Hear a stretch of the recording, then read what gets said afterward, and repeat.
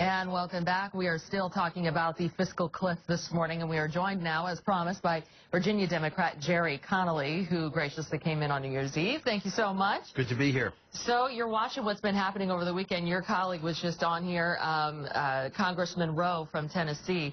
You know, he was mentioning spending cuts being the big issue that we have, but you kind of give me your take on this, your reaction. It's more than just spending cuts. It is more than that. I mean, last time we balanced the budget under Bill Clinton, revenues and spending were roughly in balance. About 21% of GDP we were spending, and about 20% coming in as revenue. Those numbers have changed. We're now at 24, 25% of GDP spending, too high, but down around 14 to 15%, way too low. So we have to lower spending and raise revenue. It's not rocket science. And the unwillingness ideologically, I mean, what my good friend Phil Rowe didn't say on air with you was, of course, he's taken the pledge, the Grover Norquist pledge, never ever to raise taxes. All but 7 of my Republican friends in the House have taken that pledge, which is a huge impediment to our getting something done. Mm-hmm. Now, but do they have to stick to that pledge? I mean, I hope that they will renounce that pledge. The only pledge worth taking when you get elected to the United States Congress is to the Constitution of the United States. Mm-hmm. So tell me, let's back up a little bit. Talk about what's happened over the weekend when you're looking at what's going on in the Senate and seeing that Reid and McConnell just cannot seem to come to any sort of an agreement. Now the Vice President being called in on this. What does that say to the American people when the Vice President's being called in to broker some sort of a deal with the Senate? Well,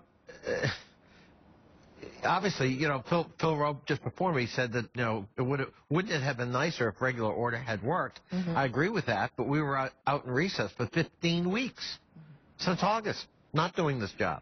So the fact that you're going to sort of call in the cavalry at the last minute to try to rescue a deal, if that's what it takes, then so be it. But what's important to me is that we try to avoid this cliff on behalf of the American people, and the clock is ticking.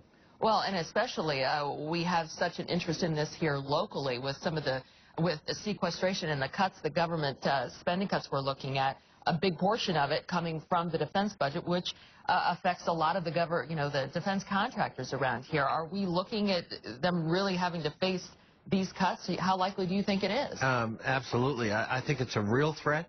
It's one we've been warning about since early summer. It's just a reckless posture on the part of the Congress to ignore this, and now we're facing it tomorrow. Mm-hmm. And we know that it could shave as much as 7% off our local GDP, our economic performance here in the metro region. So that could cost tens of thousands of jobs, both in terms of direct federal employment and through federal contractors and outsourcing, both in Maryland and in Virginia, and, of course, the District of Columbia. So, yeah, we're going to take a big hit if Congress doesn't do something to avert the fiscal cliff, especially with sequestration. Okay. So what do you think it's going to take to get a deal? I know everybody keeps talking about this. Everybody's very frustrated. What is it going to take to come up with a deal? I mean, is it going to take more spending cuts? Is it going to take something on the issue of taxes? Where do you think they really, truly can meet in the middle? Because some people say, you know, they're really not that far apart on certain issues. That's what's so frustrating, Sarah, about this.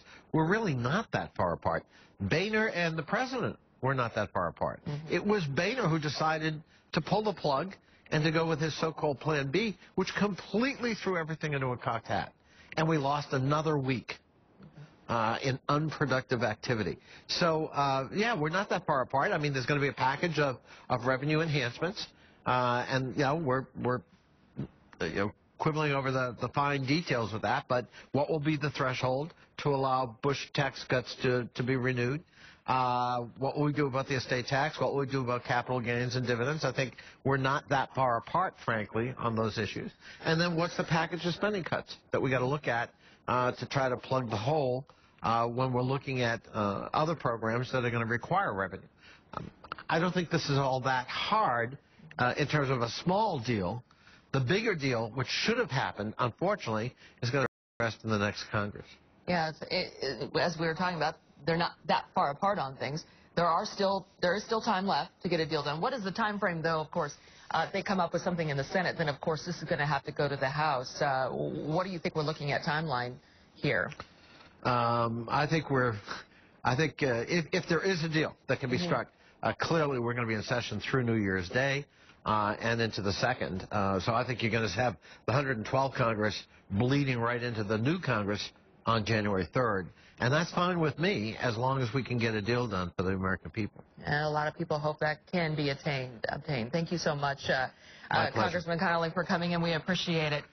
Good luck. Thank you, Sarah. All right. Over to you with